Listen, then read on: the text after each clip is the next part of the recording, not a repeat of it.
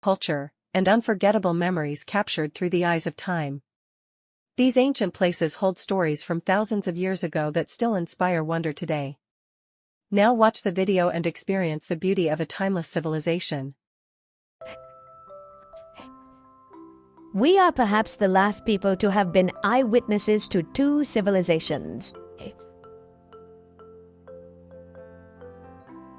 We are perhaps the last people to have witnessed a civilization spanning thousands of years, from dropping letters in red post boxes to the marvels of artificial intelligence technology. Those humble mud houses, the earthen courtyards, cool water from clay pots, and schools with jute mats. Old wooden writing boards and slates, small inkwells and sharpened reed pens, the rich earthy scent of freshly dampened soil, games like hopscotch, seven stones, hide and seek, marbles, and the classic kukla chapaki, rows of woven chapoys in the courtyard, clay pots, and the rhythmic lassi churner.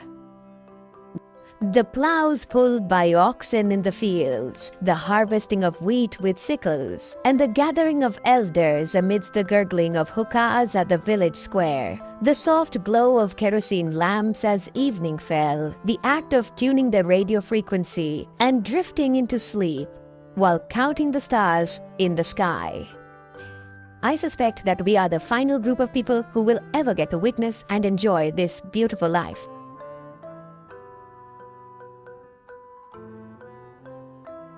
We are the fortunate ones born between 1950 and 1990 who have witnessed a civilization and traditions that have endured for thousands of years. A time when the fear and respect for teachers were absolute, when a father's entry into the home brought a respectful silence, and when daughters-in-law would instinctively adjust their dupattas. We are the last of the people who regularly witnessed the break of the dawn and the very first ray of the morning sun. We are the last ones left.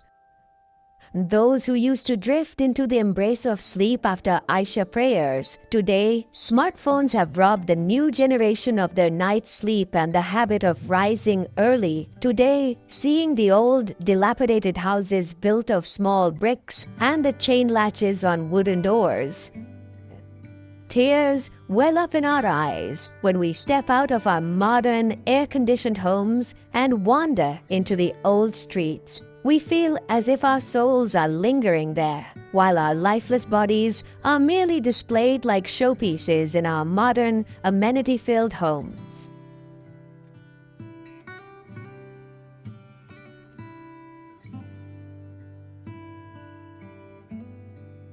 We are truly the fortunate ones who were born in the years between 1950 and 1990, simply because we represent the very last generation to have sat inside humble mud houses while listening to enchanting fairy tales, to have poured out our deepest feelings in handwritten letters to our loved ones, and to have patiently waited an entire week for the arrival of the postman. There is no one like us, and we are the last generation to have transitioned from the traditional to the modern in the journey from letters to mobile phones. We deeply miss the cots lined up in the large, earthen courtyards and the clay pots of cold water resting on wooden stands nearby. We miss them so much. We miss them so much. A shop at the village crossroads or a street corner in the city, which we also used to call a hati. The ultimate treats for kids were meranda, tangri, and colorful, unwrapped local candies, while for adults, a freshly made soda bottle was the greatest refreshment. Now, pizza, shawarma, and countless food brands have taken their place. But the joy of visiting the local corner shop just isn't there in the glitzy hustle and bustle of a departmental store.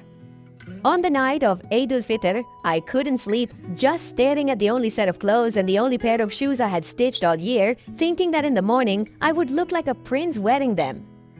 The sweetness of the jalebis made in the neighborhood on Eid, the biggest entertainment for children in the form of street swings, and the joy of pambaras are unforgettable, all of which have now been replaced by wonderlands. What a time it was when mothers used to sew their children's clothes themselves. They would get balls of yarn from the market and knit sweaters all day long. Boys and girls would often swing quite high on ropes tied to the branches of trees. Alternatively, the girls' favorite pastime was crafting dolls and puppets from cloth and staging their wedding ceremonies. It was a simple life, yet one filled with genuine sincerity. The walls of our homes were low, but our standards of modesty were always high. In the evenings, the women would often check in on their neighbors from across the wall. WhatsApp messages have snatched away the bonds we shared under the same roof.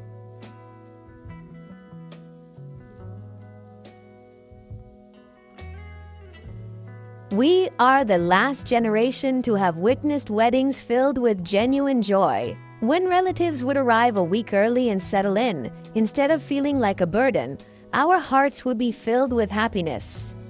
Simple yet joy-filled traditions. Traditional songs sung by the women and girls of the family and neighborhood in the courtyard, accompanied by the parat and dolak under the guidance of the elders, the groom's sehra ceremony in the courtyard, and the unforgettable garauli ritual.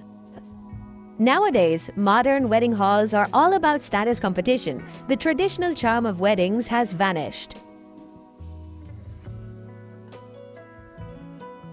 We are the last of our kind, carrying the memories of a civilization thousands of years old within our hearts as we journey toward the land of our ancestors. Once we arrive, we will leave behind this world of mechanical humans and emotionless AI. And there, someone will finally understand the true value of these ancient memories and these long locked away relics.